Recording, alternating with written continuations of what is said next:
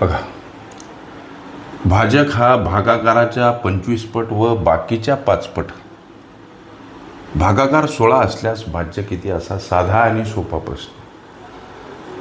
Sir, तुम्ही कागदावर दिलेलं एक्सप्लेन समजत नाही, यावर व्हिडिओ तयार करा. अगदी साधा आणि सोपा प्रश्न. मला असं वाटतं या साध्या साध्या गोष्टीसाठी व्हिडिओची काही गरज नसली पाहिजे. आता लेकरांनो, साधारणतः भाज्य हा जो प्रश्न विचारला, भाज्य म्हणजे कसं काढतात भाज्य, तर त्यामध्ये भागाकार याच्यासोबत गुणीला भाजक असतो लेकरांनो, आणि उरणारी बाकी ही ॲड केली जाते.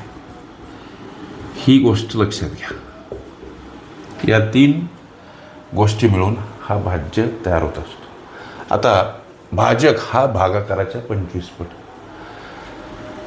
इथं भाजक हा शब्द लिहितो, आम्हाला भागाकार किती प्रश्नामध्ये दर्शवला. भाजक हा भागाकाराच्या 25 पट. पट म्हणजे गुणाकार, अर्थात 16 25 यांचा गुणाकार. हा गुणाकार लेकरांनो 400 येतो.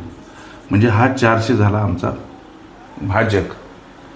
बाकी संबंधीचं निर्देशन प्रश्नामध्ये केलं, आणि हा भाजक बाकीच्या 5 पट आहे. ही जी दर्शवलेली माहिती आहे बाकी काढण्यासाठी पुरेशी आहे. हा भाजक, आता आम्ही बाकी काढत आहोत, गोष्टी लक्षात घ्या. हा जो भाजक आहे बाकीच्या किती 5 पट.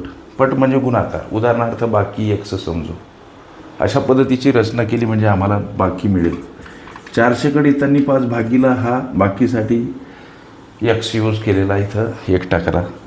हा भाग कसा जातो तर 5 8 40, त्यावर उरलं 0, म्हणजे ही झाली तुमची 80 बाकी. गोष्टी लक्षात घ्या. भागाकार 16, भाजक 400 प्राप्त झाला आणि बाकी 80. आता प्रथमतः गुणाकार करता 16 त्यावर 2 0 अधिक 80, 6480 हे तुमच्या या विचारल्या प्रश्नाचं लेकरांनो उत्तर. ओके.